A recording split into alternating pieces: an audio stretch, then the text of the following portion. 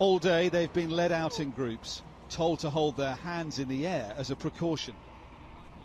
As SWAT teams continue to sweep the building. Police and the FBI have released pictures of Alexis, the now dead gunman who carried out the attack.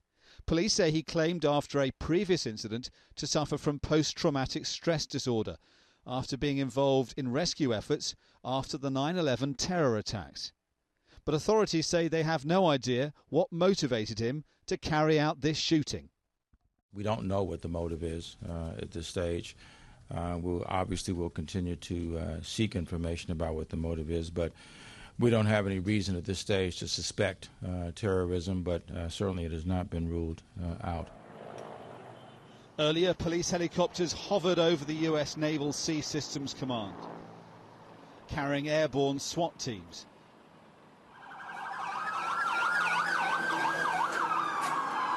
Eyewitnesses described a terrifying mass shooting inside one of America's most important military installations. I was on the phone and somebody came on my desk and said, "Hey, this is not a fire alarm. Somebody has been shot in the building." So we went around trying to get people out of the building, and as we were exiting the back door, we noticed him down the hall. He stepped around the corner, we heard shots, and as he came around the corner, he aimed his gun at us, and he fired at least 2 or 3 shots. He was far enough down the hall that we couldn't see his face, but we could see him with the rifle, and he raised and aimed at us and fired, and he hit high on the wall, just as we were trying to leave. The US Navy Yard is like the Navy's Pentagon, controlling $30 billion worth of military spending. Somehow, 5 days after the anniversary of the September the 11th terrorist attacks, its security has been penetrated, with workers ordered not to flee the building, but to shelter in place. Most of my coworkers who are actually on the yard and in the office have been told to stay in place and stay away from windows, and I've been told to stay away from the yard until they give us an all clear. Everyone sounds, of course, worried, but I think everyone in my office is safe. They're across the street in another building.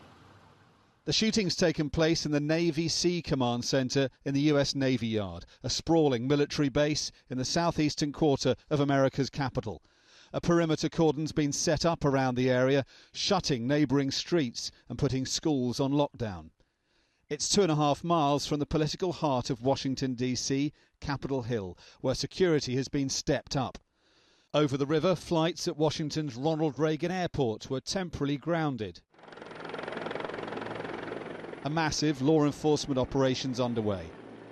Americans are used to seeing mass shooting incidents inside their schools and public buildings, but not in what should be highly secure military bases. Dominic Waghorn, Sky News, Washington.